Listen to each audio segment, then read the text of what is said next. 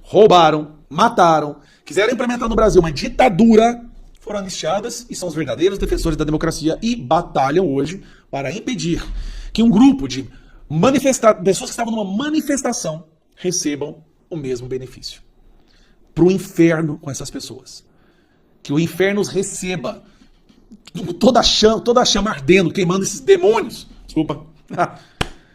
Estas são as pessoas que trabalham hoje para impedir que essas pais e mães e filhas que nunca cometeram crime algum, que não queriam implementar uma ditadura no Brasil, que estavam lutando por democracia, por transparência, que estavam indignados pelo rumo que o Brasil estava indo, por ter um condenado sendo retirado da prisão e colocado na presidência.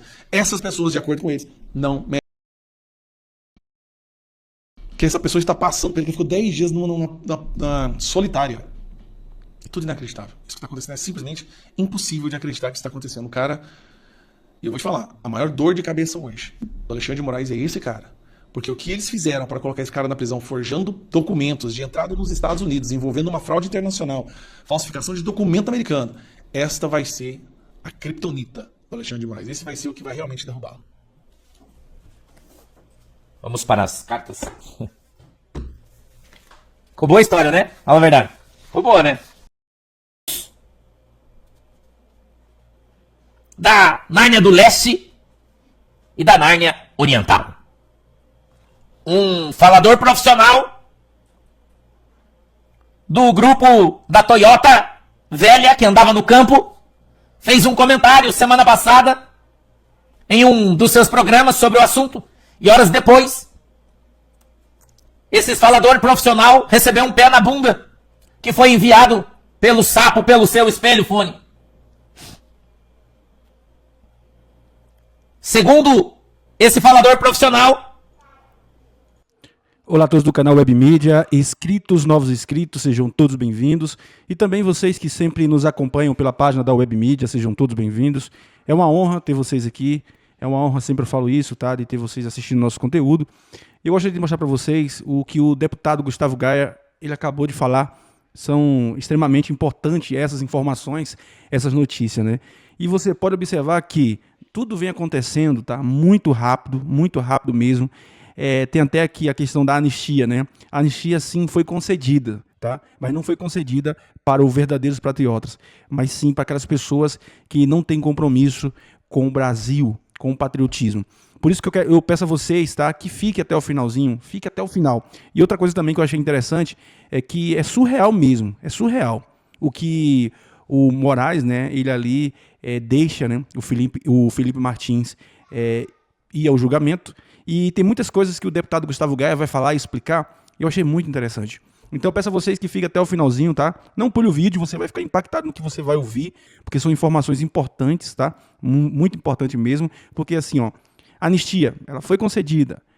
Também essa questão do Felipe Martins foi permitido ele ir para o julgamento, mas é até engraçado a forma, o jeito, tá?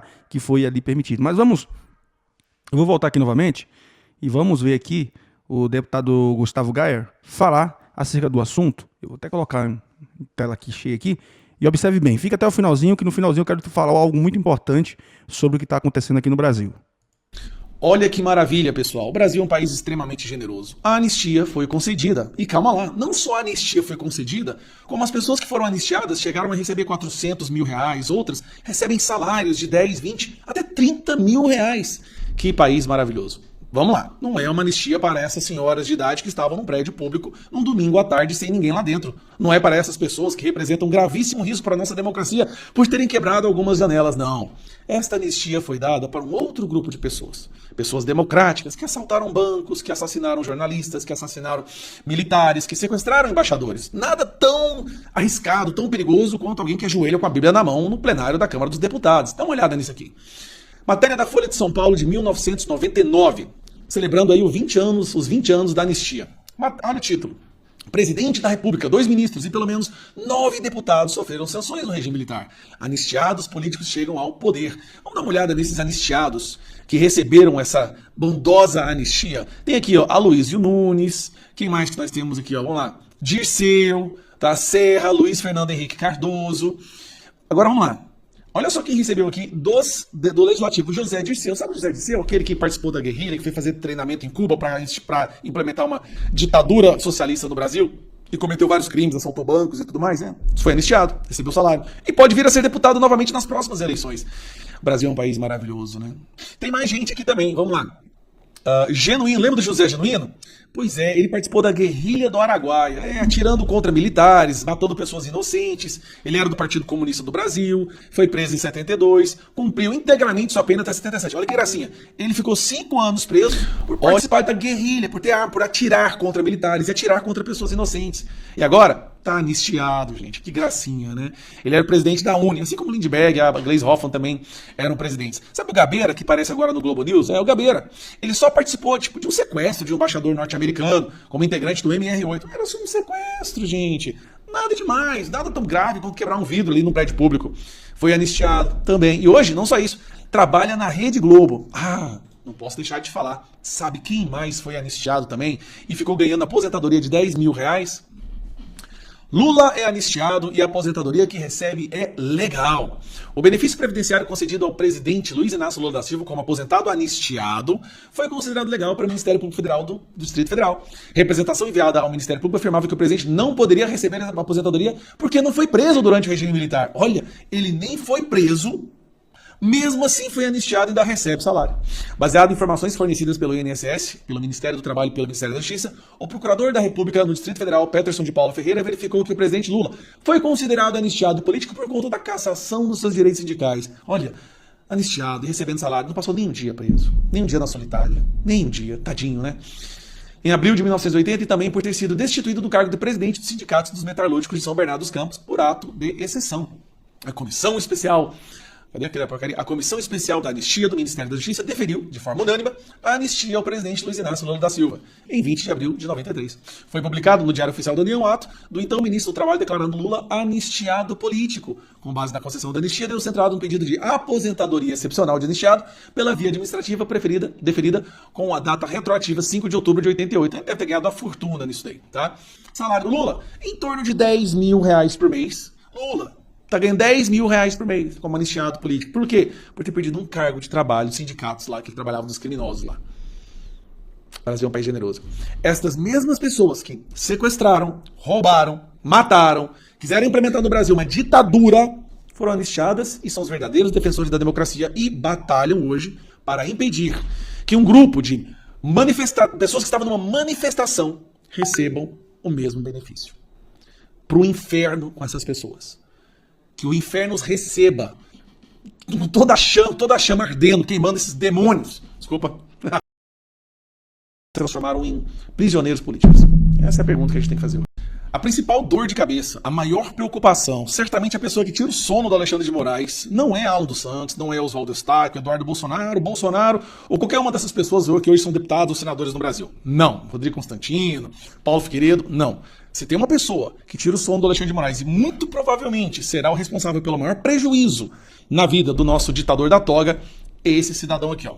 Felipe Martins. Era um assessor para assuntos internacionais do Bolsonaro enquanto ele era presidente. Foi preso usando documentos falsos, ficou 10 dias numa solitária, depois que ele foi liberado para prisão domiciliar. Não pode usar rede, não pode dar entrevista, não pode aparecer em lugar nenhum. Toda segunda-feira tem que aparecer para assinar lá que ele não está cometendo nenhum crime contra a democracia.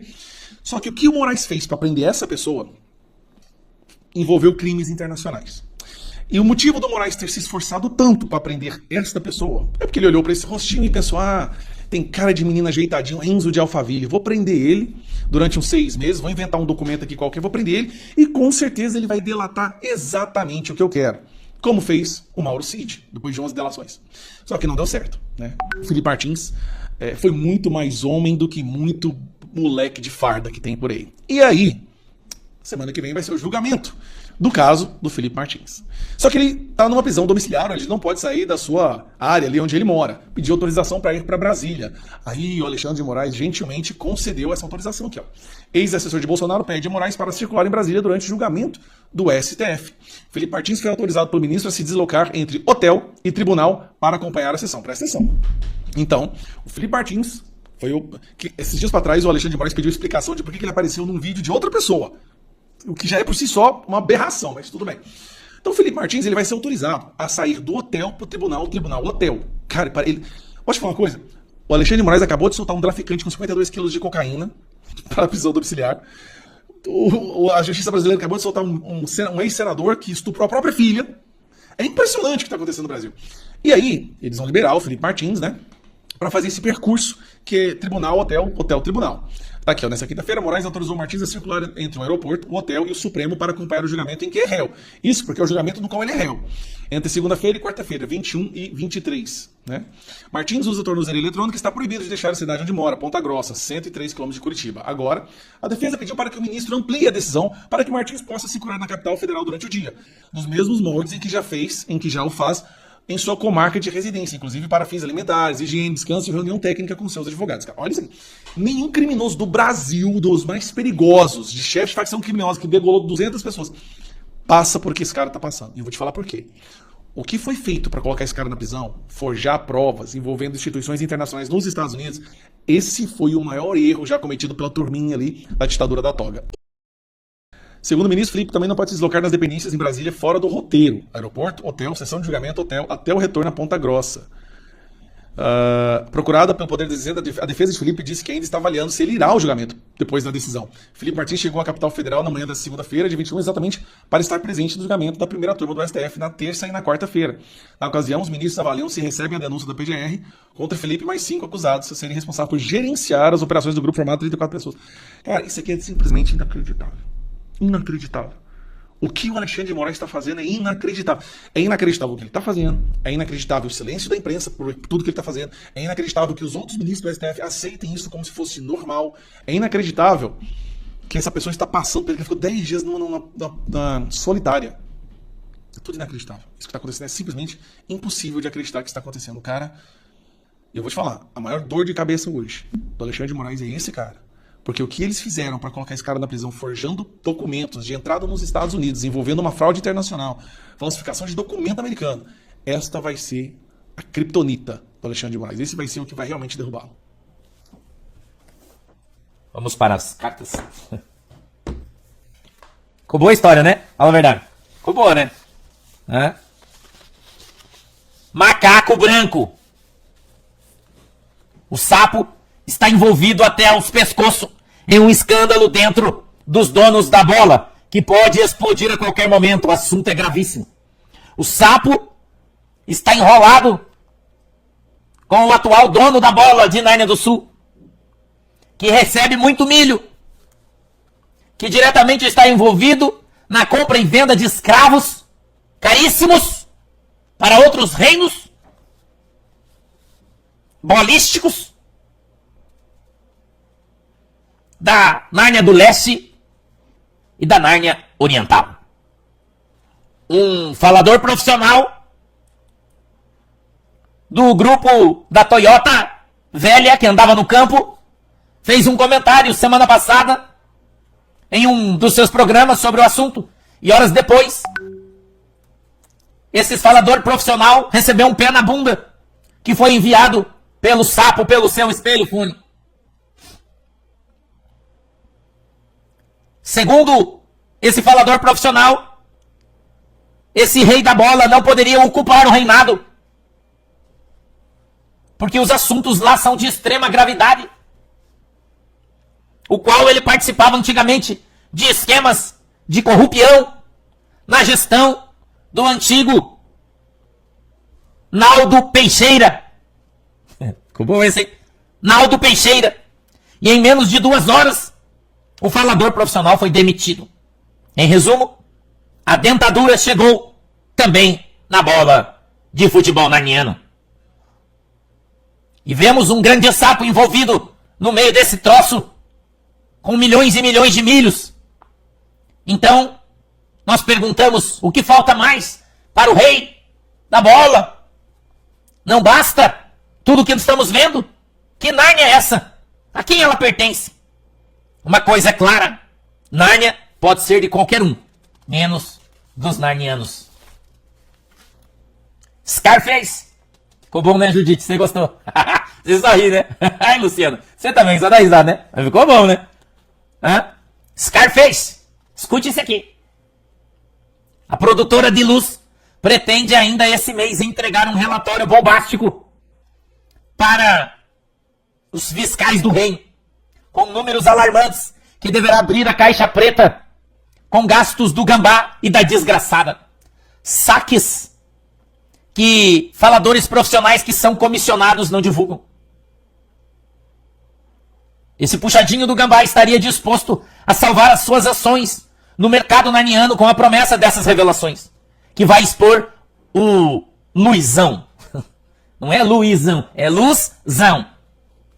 Economistas de grande porte de Nárnia do Sul, há dias, vem noticiando essa que é até o momento o maior escândalo de corrupção do reinado atual, ultrapassando os números antigos do Petrolão, que após as denúncias conseguiu com o tempo se blindar do Partido dos Ratos, que migrou para outro lugar, da produtora de luz, ao invés da produtora de água suja. Tornando-se um novo caixa eletrônico da quadrilha. Como se não bastasse nesse escândalo o grande sapo que está agarrado e misturado com o dono da bola, que presta serviço para eles e que é suspeito também com a compra e venda de escravos convocados para os trabalhos da sua gestão. Em resumo, o clube de Nárnia, o time de Nárnia e a bola de Nárnia vai pagar por mais isso. Então prepare os bolsos, porque vem algo grande por aí. Sombra do Scarface.